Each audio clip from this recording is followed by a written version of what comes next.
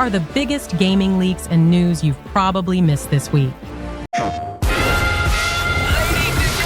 PS Plus just dropped. And yeah, this month is kinda nuts. Alright, starting with PS Plus Essential. These have been live since December 2nd. And honestly, this is one of those months where even the base tier feels stacked. First up, LEGO Horizon Adventures on PS5. Brick-built Horizon. If you're a Horizon fan, you're already downloading it, don't lie. Then we swing hard in the other direction with Killing Floor 3 for that chaotic co-op carnage, plus the Outlast Trials, if you enjoy being stressed, chased, and emotionally damaged with friends. We've also got Sensuality Echo of Ada bringing the mech action, and Neon White, which is still one of the slickest, fastest, most addictive platformers out there. 5 games, no filler. That's a strong, essential month. Now, let's talk extra and premium. December 16th, the big one here is Assassin's Creed Mirage. If you skipped it at launch, this is your excuse. Smaller scale, classic AC vibes. Basim front and center. None of that 200-hour bloat. Then you've got Wolong Fallen Dynasty for anyone who likes brutal combat and getting humbled by Team Ninja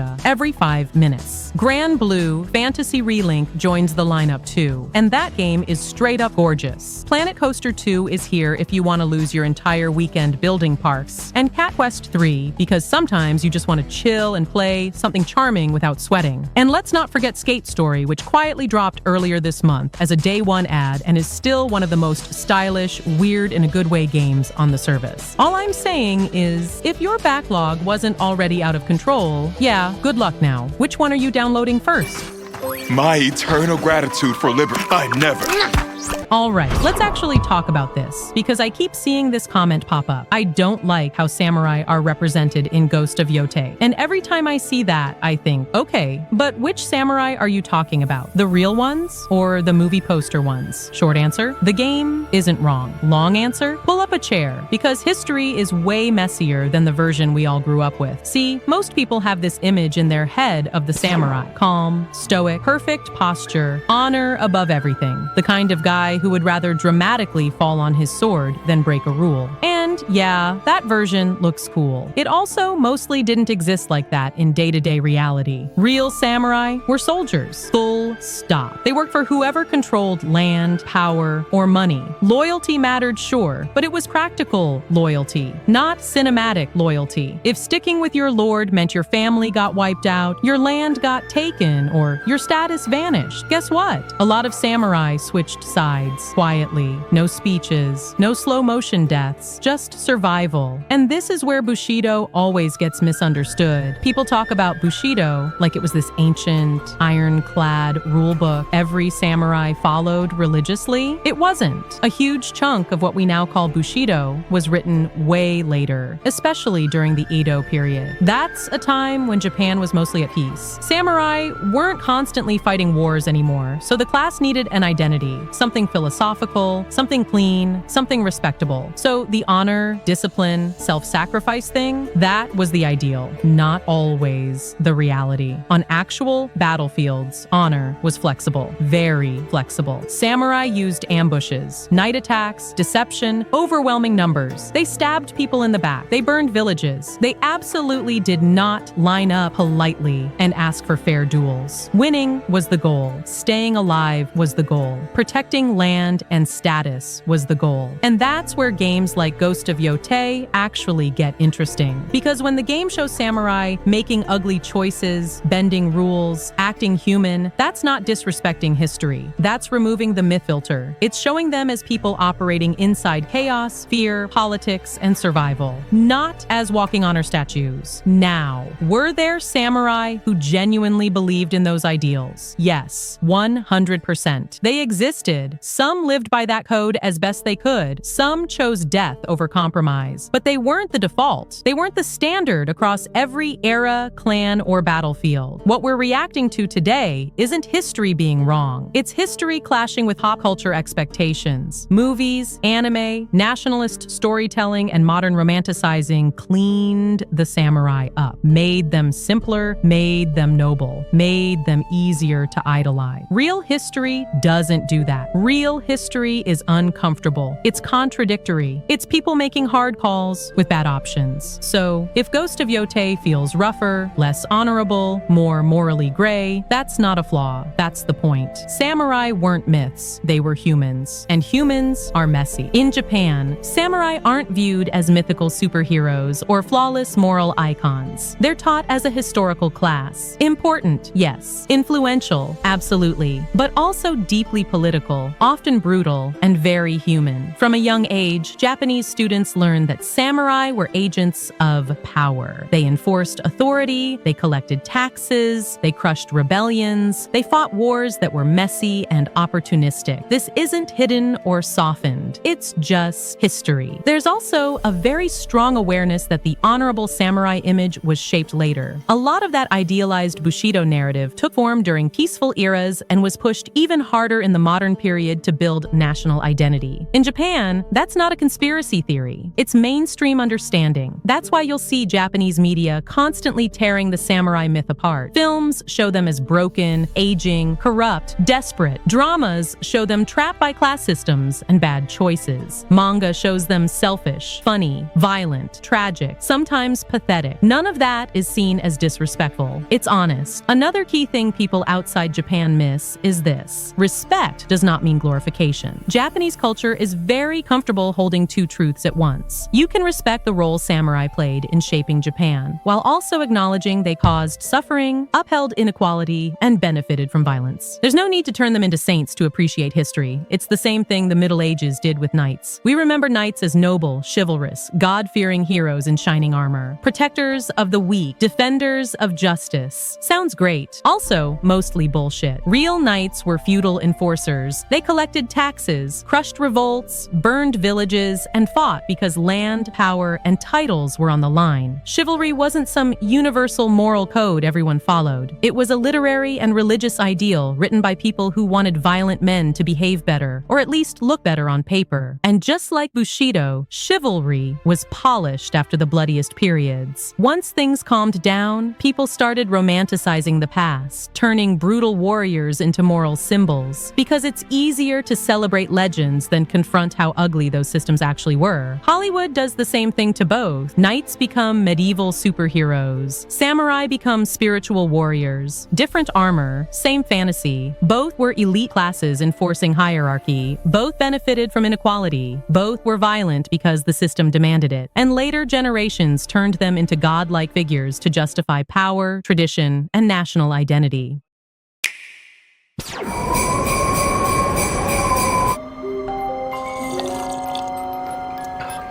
Bethesda did it again. They ported Skyrim to another system, Skyrim on Switch 2. And honestly, that headline is about as surprising as the sun coming up tomorrow. But somehow, someway, this new Switch 2 version is bad. Like, impressively bad. And look, I know poor Bethesda. They've only had, 14 years to figure out how to port Skyrim properly? Cut them some slack, right? Nah, Bethesda. Visually, yeah, sure. It looks better than the old 2017 Switch version.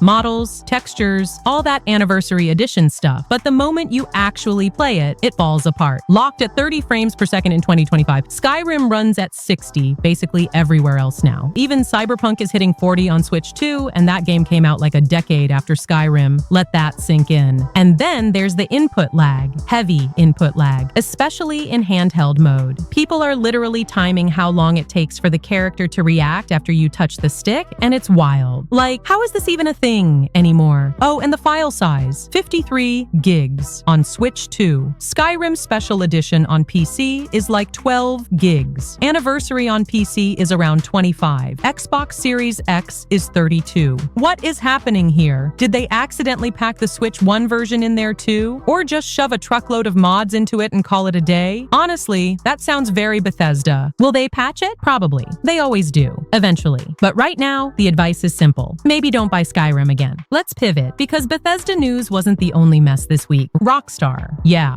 Rockstar says, hand on heart, they definitely did not fire 34 employees for unionizing. Nope, totally not that. Instead, they say these employees were leaking specific game features from unannounced titles in a public Discord. The union, representing most of those workers, says that's straight up false. According to them, those Discord chats were about working conditions, not leaking game content. And honestly, if Rockstar leaks were actually happening in a public Discord, does anyone really believe they wouldn't have exploded across the internet instantly? Screenshots, threads, YouTube videos, rumor mills, the whole thing. None of that happened. And now you've got protests, open letters signed by over 200 Rockstar employees, questions in UK Parliament, and even the Prime Minister saying the situation is deeply concerning. Rockstar reportedly even asked a UK MP to sign an NDA during a meeting. A government official, an NDA. That's wild. Rockstar keeps denying everything. The union is filing legal claims, and the whole thing just smells off. Arrowhead casually dropped a little nugget that sent the community into full theory crafting meltdown. There is a prototype for a roguelite mode. No promises, no confirmation, it'll ship, just, yeah, we tried this and it fundamentally changes the game. That's all it took. Now people are imagining everything. Endless missions, wave-based defenses, limited deployments, persistent upgrades between runs, no timers, just pure survival chaos. And honestly, that sounds incredible. Arrowhead's been killing it with updates already, so if anyone can pull this off, it's them. They've also said Helldivers 2 is meant to last for years. So yeah, don't expect Helldivers 3 anytime soon. Like, think a decade. We gotta wait for the player count to fall off first. And finally, some genuinely good news.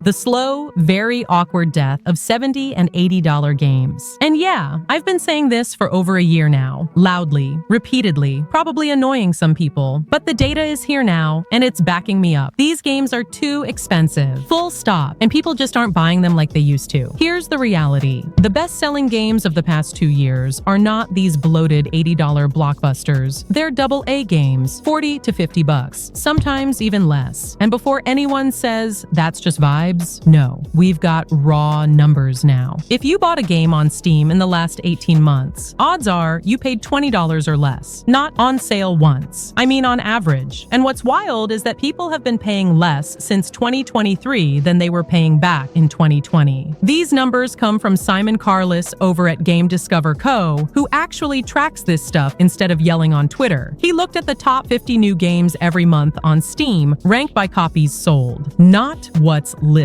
Not what publishers want you to buy, what people actually bought. Median prices dipped as low as $10, high end around $20, averages floating between $16 and $29. Shocker, Steam players like deals. Who could have guessed? But here's where it gets spicy. From February 2023 to October 2025, the average spend on a best-selling game dropped by about 2%. That doesn't sound huge, but the median dropped by 20%. That's the important part. That tells us more games are selling at lower prices. And even when you look at revenue, where expensive games are supposed to shine, the trend holds. Median revenue dropped from about 24 bucks per copy to just over 20. That's roughly a 14% drop during inflation. Let that sink in. So while publishers are trying to shove $80 games down people's throats, what players are actually buying is getting cheaper and cheaper. And this isn't about what's being offered. This is about choice. These are the best-selling premium games on the platform. Players are voting with their wallets. And yeah, that feels like a bit of a win for smaller teams making tighter games at fair prices. And it also makes Steam look real strong when you compare it to consoles. On one side, you've got a box that costs hundreds, multiplayer subscriptions, and increasingly expensive games. On the other, you've got a Steam machine where games are just cheaper across the board. And it validates the argument we hear every single time an $80 price gets floated. Make games cheaper, sell more of them. 4 $20 games feels way better to most people than one $80 gamble. And before anyone says that's just indies, let's look closer. Silksong, 20 bucks. September release. Sold about 4.6 million copies on Steam alone, nearly double what Borderlands 4 moved in the same window. That's not niche, that's domination. Low barrier to entry. Price of a couple coffees, massive audience, simple math. But here's where it gets uncomfortable.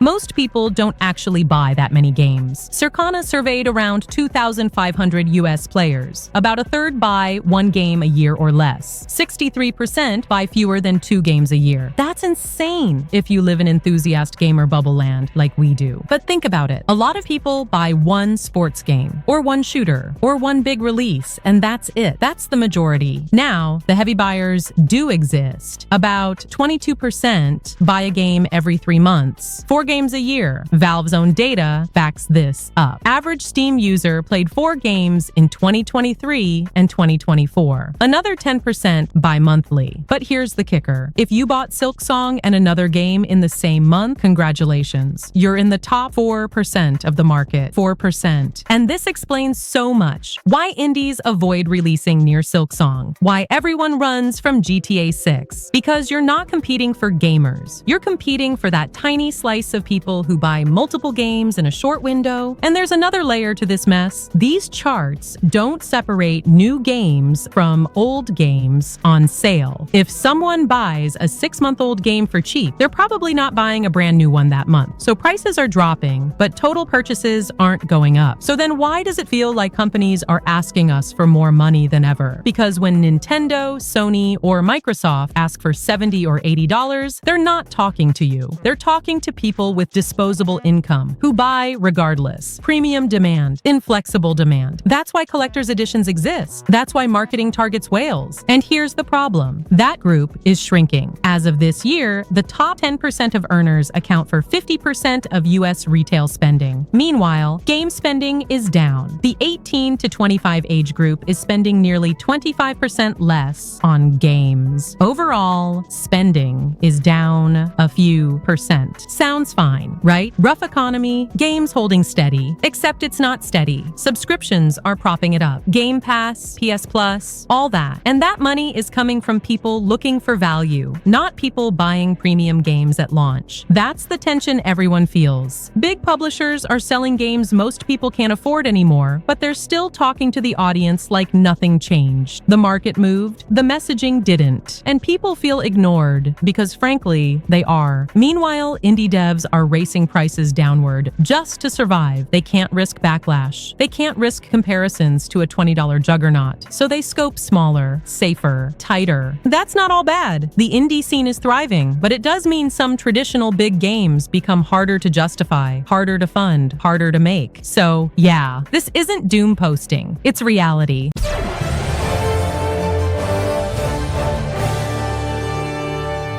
All right, let's break this down properly, because this isn't studios hating PC or some secret console conspiracy. It's way more boring, way more practical, and honestly, way more about money and control. First, profits. Consoles are a closed ecosystem with a guaranteed audience. When a studio ships on PlayStation or Xbox, they're targeting a fixed box with tens of millions of users who all have basically the same hardware. That means day one sales are far more predictable. Publishers love predictable revenue. Retail partners, marketing teams, investors, everyone can model expectations way more accurately than on PC, where the audience is massive but fragmented and wildly inconsistent in buying habits. On top of that, console players buy more games at full price. This part always hurts PC pride, but it's true. Console ecosystems are built around $70 releases, limited refund windows, and storefronts that don't condition people to wait for a 60% Steam sale. On PC, everyone knows a discount is coming. On console, launch week matters more, and that's where publishers make the most money. Then there's platform deals. Sony and Microsoft straight up help fund development, marketing, QA, and optimization in exchange for console first or timed exclusivity. That might be direct money, co-marketing, storefront placement, or technical support. PC doesn't do that in the same way. Steam doesn't pay you to exist. Sony absolutely will. Now let's talk optimization, because this is the big one people underestimate. Consoles are fixed targets. One CPU architecture, one GPU family, one storage speed profile, one memory layout. If you make a game run well on PS5 or Series, you know exactly what you're optimizing for. That allows devs to squeeze the hardware harder, use custom tricks, and build very specific performance paths. That's why console games often often feel magically optimized. They're not magic, they're just built for one box. PC is the opposite. Thousands of CPU and GPU combinations, different driver versions, different OS states, different background software, HDDs, SATA SSDs, NVMe drives of wildly different speeds. You can't brute force optimize for all of that. So what happens? PC ports either launch late so they can spend extra time fixing edge cases, or they launch rough and get patched for months. That's also why PC requirements keep ballooning. Devs compensate for unpredictability with brute force. More RAM, faster GPUs, bigger CPU headroom. Consoles don't need that luxury because the environment is controlled. Another uncomfortable truth: bug triage is easier on consoles. If a bug happens on PS5, it happens on every PS5. That's easy to reproduce and fix. On PC, a bug might only happen on an RTX 3060 with a specific driver while Discord is open and ray tracing is enabled at 1440. Multiply that by thousands. You see the problem. There's also certification pressure. Console platforms have strict certification processes, performance targets, crash limits, memory usage rules. Failing cert means delays and financial penalties. That forces studios to hit a baseline quality bar before launch. PC doesn't have that same gatekeeper, which is great for openness, but terrible for consistency.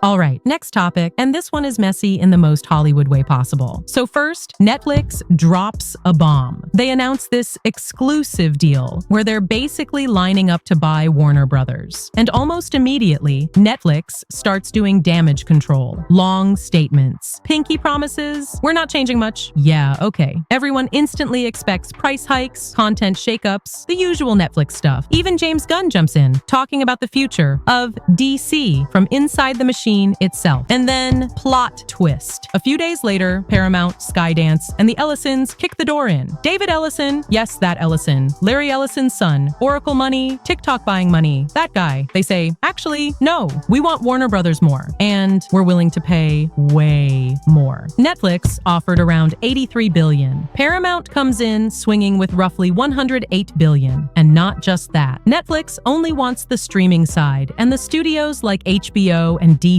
Paramount wants everything. Streaming, studios, linear TV, the whole damn thing. This is a hostile takeover attempt. Straight up. Paramount is going directly to shareholders, trying to buy Warner Brothers out from under Netflix's feet. So now, Netflix and Paramount are basically in a public cage match over the future of Warner Brothers. And Warner Brothers is just sitting there like a kid whose divorced parents are fighting in the living room. And what's actually at stake here is huge. DC movies and TV, Game of Thrones prequels, Harry Potter HBO series, Lord of the Rings, everything Warner owns. Netflix's vision versus Paramount's vision are very different. Let's talk Netflix first, because this is why people freaked out. Netflix does not care about movie theaters at all. They care about subscribers. That's it. When Netflix puts movies in theaters, it's a token gesture. A couple of weeks, a few locations, Stranger Things. Season 5 finale is getting 2 showings on one night. That's it. So when people heard Netflix buying Warner Brothers, most folks saw that as the final nail in the coffin for theaters, especially for DC movies. Supergirl next year, Clayface, Superman 2, Matt Reeves' Batman 2, Brave, and The Bold. All of that suddenly felt fragile. Netflix claims they'd honor existing theatrical contracts until around 2029, standard 45-day windows. But after that, shorter and shorter. New Batman movie in theaters for a couple weeks, then boom, straight to Netflix. Netflix doesn't benefit from billion-dollar box office runs. A Minecraft movie making $1 billion helps Warner. It does not help Netflix the same way. Netflix wants app growth, not ticket sales. So yeah, people are right to be nervous. Now, Paramount's argument is basically, we're the good guys. They bring more money. They want the whole company. They say they'll preserve theatrical windows forever. No shortening, no streaming first nonsense.